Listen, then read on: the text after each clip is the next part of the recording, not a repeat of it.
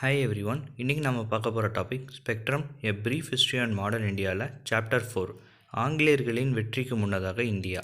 நாம் முந்தைய வீடியோவில் முகலாயர்களுக்கு முன் இருந்த உள் மற்றும் வெளிப்புற சவால்களை பற்றியும் முகலாய பேரரசின் வீழ்ச்சிக்கான காரணத்தை பற்றியும் பிராந்திய மாநிலங்களின் எழுச்சியை பற்றியும் பார்த்தோம். நீங்கள் இப்போ தான் நம்ம சேனலில் ஃபஸ்ட் டைம் பார்க்குறீங்க அப்படின்னாலோ இல்லை இன்னும் நம்ம சேனலை சப்ஸ்கிரைப் பண்ணலைன்னா ப்ளீஸ் சப்ஸ்கிரைப் பண்ணி சப்போர்ட் பண்ணுங்கள். ஏற்கனவே நாம் சமூக பொருளாதார நிலைமைகள் பகுதி 1 பற்றி முந்தைய வீடியோவில் பார்த்தோம். நாம் இப்போ சமூக அமைப்பை பற்றி பார்க்கலாம். இந்தியாவுடைய அழகாக கருதப்படுறது பல ஜாதி பல பிரிவுகள் இருந்தும் ஒற்றுமையாக இருக்கிறது தான்.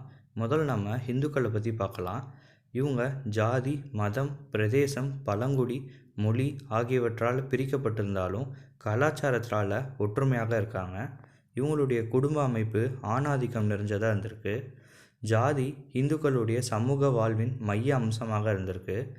இந்துக்கள் 4 வர்ணாக்களையும் பல துணை ஜாதிகளையும் பின்பற்றி வந்திருக்காங்க. இவங்களுடைய தொழில்கள் ஜாதி அடிப்படையிலும் ஜாதி கவுன்சில்கள் மற்றும் பஞ்சாயத்துகள் ஜாதி விதிமுறைகள் மற்றும் ஒழுங்குமுறைகளை அமல்படுத்தியது. அடுத்ததாக நாம் இஸ்லாம் மதத்தை பற்றி பார்க்கலாம். இஸ்லாம் முஸ்லீம்களுக்கான சமூக சமயத்தை விதித்திருந்தாலும் அவர்கள் ஜாதி இனம் பழங்குடி மற்றும் அந்தஸ்தின் அடிப்படையில் பிரிஞ்சிருந்திருக்காங்க. சன்னி ஷியா இரானி துரானி ஆப்கானிஸ்தான் ஹிந்துஸ்தானி போன்றவை முஸ்லீம் பிரபுக்களை ஒதுக்கியே வச்சுருந்துருக்கு. ஷரீஃப் முஸ்லீம்கள் குறிப்பாக பிரபுக்கள் அறிஞர்கள் பாதிரியார்கள் இராணுவ அதிகாரிகள் அலாஃப் முஸ்லீம்களை கீழ் வகுப்பு முஸ்லீம்களாகவே பார்த்துருக்காங்க. மத மாற்றம் மற்றும் ஜாதி 18ஆம் நூற்றாண்டு இந்தியாவில் பெரும் பிளவுபடுத்தும் சக்தியாகவும் சிதைவுபடுத்தும் கூறாகவும் அமைஞ்சிருக்கு. அடுத்ததாக நாம் சமூகத்தில் பெண்களின் நிலைமையை பற்றி பார்க்கலாம். கேரளாவில் சில சமூக குழுக்களை தவிர இந்தியா முழுவதும் ஆணாதிக்க குடும்ப அமைப்பே இருந்திருக்கு. அதனால் பெண்கள் சிறிய தனித்துவத்தை மட்டுமே கொண்டு வந்திருக்காங்க. மேல்தட்டு பெண்கள் வீட்டிலையும் தாழ்த்தப்பட்ட வகுப்பை சார்ந்த பெண்கள் குடும்ப வருமானத்தை நிரப்புவதற்காக வயல்களிலையும் வேலை செஞ்சு வந்திருக்காங்க.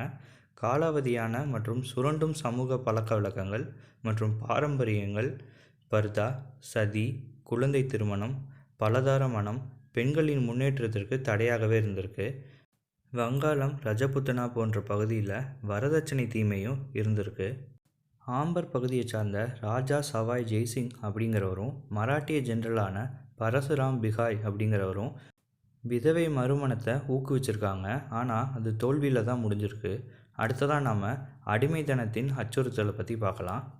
பொருளாதார நெருக்கடி மற்றும் கடுமையான வறுமை காரணமாக சிலர் தங்கள் சங்கதிகளை விட்டிருக்காங்க. உயர் வகுப்பு ரஜபுத்தர்கள் கத்திர்கள் கயஸ்தர்கள் பெண்களை வீட்டு வேலைக்கு அடிமையாகவே வச்சுருந்துருக்காங்க. அந்த காலகட்டத்தில் ஐரோப்பாவை விட இந்தியாவில் அடிமைகளின் நிலை சிறந்ததாகவே இருந்திருக்கு. ஏன்னா அடிமைகளை கீழ்த்தரமாக நடத்தாமல் பரம்பரை ஊழியர்களாகவே நடத்தி வந்திருக்காங்க.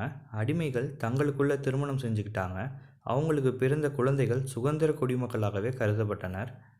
ஐரோப்பிய வர்த்தக நிறுவனம் அடிமைகளை வங்காளம் அசாம் பீகார் சந்தைகளில் இருந்து வாங்கி அவர்களை அமெரிக்கா மற்றும் ஐரோப்பிய சந்தைகளில் விட்டிருக்காங்க. கூடவே அபிசீனிய அடிமைகளை சூரத் மெட்ராஸ் கல்கட்டா போன்ற பகுதியில் விற்கப்பட்டிருக்காங்க. அடுத்ததாக நாம் கலை கட்டிடக்கலை மற்றும் கலாச்சாரத்தின் வளர்ச்சியை பற்றி பார்க்கலாம். ஏகாபத்திய முகலாயர்களின் சரிவு காரணமாக கட்டடக்கலை நிபுணர்கள் தங்களுடைய ஆதரவை தேடி ஹைதராபாத் லக்னோ ஜெய்ப்பூர் முர்ஷிதாபாத் பாட்னா காஷ்மீர் போன்ற புதிய மாநிலங்களில் புலம்பெயர்ந்தாங்க. லக்னோவில் ஆசஃபுத்தௌலா அப்படிங்கிறவர் படா இம்பரா அப்படிங்கிறத 1784 கட்டி முடிக்கிறாரு. 18ஆம் நூற்றாண்டின் முதல் பாதியில் சவாய் ஜெய்சிங் ஜெய்ப்பூரில் இளஞ்சிவப்பு நகரத்தை கட்டி முடிக்கிறாரு. டெல்லி ஜெய்ப்பூர் பனாரஸ் மதுரா உஜ்ஜைன் ஆகிய 5 இடங்கள்லையும் வானியல் ஆய்வகங்களையும் கட்டி முடிக்கிறாரு. கூடவே ஜிஜ் முகமது ஷாகி அப்படிங்கிற நேர அட்டவணையை தயாரிக்கிறாரு. இது வானியல் படிக்க மக்களுக்கு ரொம்பவே உதவிகரமாக இருந்திருக்கு. அப்புறம் கேரளாவில் உள்ள பத்மநாபபுரம் அரண்மனை கட்டிடக்கலை மற்றும் சுவரோவியங்களுக்கு பிரபலமானதாக அமைஞ்சிருக்கு. ரஜபுத்தனா மற்றும் காங்கரா பள்ளிகளின் ஓவியங்கள் முக்கியமானவையாக திகழ்ந்திருக்கு. அடுத்ததாக இலக்கிய வாழ்வை பற்றி பார்க்கலாம். உருது மொழி மற்றும் கவிதையின் வளர்ச்சி 19ஆம் நூற்றாண்டில் தெரிஞ்சிச்சு. குறிப்பாக இந்த 19ஆம் நூற்றாண்டை உருது கவிஞர்களின் காலம்னே சொல்லலாம். மிர் சௌதா, நாசிர், மிர்சா குலாப் அப்படிங்கிறவங்களாம் சில உருது கவிஞர்கள். திருவிதாங்கூர் ஆட்சியாளர்களின் கீழே மலையாள இலக்கியம் செழித்து விளங்கியிருக்கு. கஞ்சன் நம்பியார் அப்படிங்கிறவர் ஒரு குறிப்பிடத்தக்க மலையாள கவிஞராக இருந்திருக்காரு. சித்தர் கவிதைகளால் தமிழ் மொழி வளம் பெற்றிருக்கு. தாயுமானவர் சித்தர் கவிதையின் விரிவுரைவாளரில் ஒருவர்.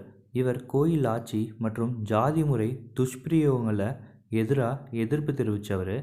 ஹீர் ரஞ்சனா அப்படிங்கிற பஞ்சாபி இலக்கியம் ஒரு காதல் காவியம்.